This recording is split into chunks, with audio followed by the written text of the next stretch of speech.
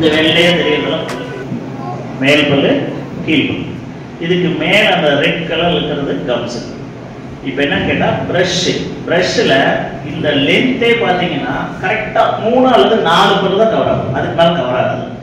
அது என்ன பண்ணும்னா இந்த பல்லுடைய மேல் பகுதியில் அந்த ஈர் பகுதியை ஒட்டி இப்படி 45 டிகிரி ஆங்கிள் வச்சுக்கிட்டு இப்படி இப்படி அரைவட்டம், அதாவது ஆஃப் சர்க்கிள் இப்படி இருக்கும்.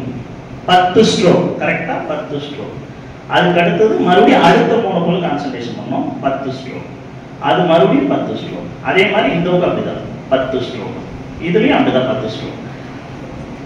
உள் பகுதியில் எப்படின்னா உள் பகுதியில் அதே மாதிரி தான், மேலிருந்து கீழே கடவுப்பல்லாம் மேலிருந்து கீழே, இதுலயும் மேலிருந்து கீழே.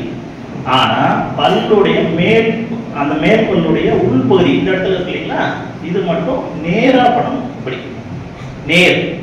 அதுக்கப்புறம் இந்த கடிக்கிற பகுதியில் இப்படி நேரா பண்ணணும், சரிங்களா? அதே மாதிரி தான் கீழே மேல் பல்லு வந்து மேலிருந்து கீழே இழுக்க போறோம், கீழ் பல்லுக்கு கீழிருந்து மேலே இழுக்க போறோம். அதே மாதிரி தான் 3 பல்லு அல்லது 4 பல்லு தான் கவர் ஆகும்.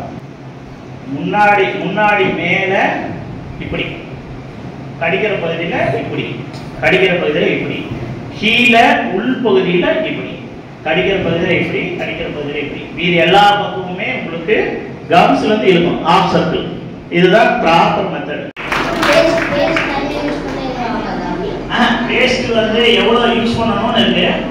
அதாவது வந்து அந்த பட்டாணி அளவு, அதாவது ஒரு பிஞ்ச். சுடுதண்ணியில் கொப்பிச்சான் இல்லை, எதுவாக இருந்தாலும் சரி, சாக்லேட் எல்லாமே சாப்பிடலாம், வாய் கொப்பிக்கணும். சுடுதண்ணின்னு இல்லை, நார்மலா மவுத் வாஷ் பண்ணணும், அது ரொம்ப முக்கியம். இருமுறை தினமும் பல்துலக்க கூறி மாணவ செல்வங்களின் கேள்விக்கு மகிழ்வுடன் பதில் கூறிய மருத்துவரே, தங்களது பணி என்றென்றும் சிறக்கட்டும். வாழிய பல்லாண்டு, வளர்க புகழோடு.